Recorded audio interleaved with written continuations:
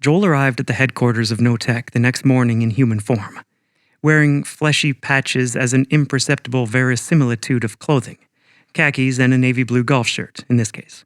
He found quite a scene before he even entered the door. A group of about 20 protesters were picketing in front of the main entrance. No-Tech fosters fornication, one sign read. Bob orchestrates obesity, read another. Joel put his curiosity over the protesters aside for a moment and looked up at the building he was about to enter. It had an all-glass exterior and stood about 400 feet in height, while taking up a city block. A pyramid shape that crowned the building added to the structure's look of understated gravitas. As Joel walked toward the entrance, a protester stuffed a fact sheet into his hand. Joel glanced down at the handout as he walked through the automatically revolving doors. Some of the lines read, "One-night stands in New York City up 32% since the launch of Vanquimax.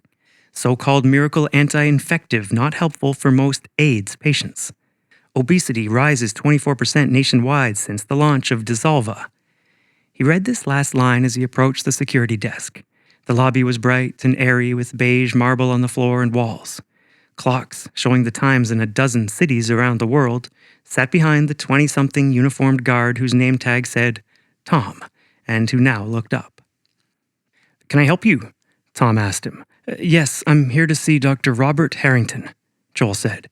"You mean the CEO?" the guard asked. "Yes." "He only sees people by appointment. Do you have an appointment for today?" "Well, he just called me." "Hang on a minute," the guard said. "Hi, Carol, I'm sorry to bother you. It's Tom at the front desk. I don't suppose Dr. Harrington just called anyone and asked them to drop by?" "No, that's not the good doctor's style," Joel could hear Carol reply. "Didn't think so. Sorry to bother you." "Not at all," she said, hanging up. "Well, it looks like there's been some kind of mix-up." "No, I don't think so," Joel replied. "Could you check again?" "Hell, if it's any comfort, you got closer than most wackos off the street. In fact, I'll probably catch shit for even calling up about you. Now, turn around. The door's that way." The guard wouldn't even look up again. Joel turned around and out. He had put his hand on the revolving door when he heard the guard shout his name. "Joel?" the guard said. "Is your name Joel?" Joel turned back around and nodded at the visibly shocked guard. "Yes, Dr. Harrington does want to see you. Please, come back." Joel did and received a pass from the guard. "Hey, one quick question," the guard asked as he walked Joel to the elevator. "What's that?" "So, what are you?" Joel was taken aback. How much information had Dr. Harrington given this guard? I mean, like, are you white, black, Pacific Islander or something?" "Not quite sure myself," Joel replied simply. "Maybe I'm about to find out."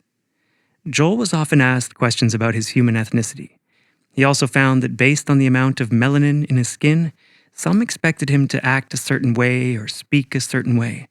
He found it all a little silly. Humans were one of the planet's least diverse species, having been pared down to as few as 1,000 individuals as recently as 70,000 years ago after the mega-colossal explosion of Toba in Indonesia and its after-effects. Further breaking down people into ethnicities and races seemed redundant to him. The guard showed him the elevator for the executive floors and opened it using a special key. He seemed to be giving Joel curious glances as he stepped through the doors and then pressed the button for the 42nd floor.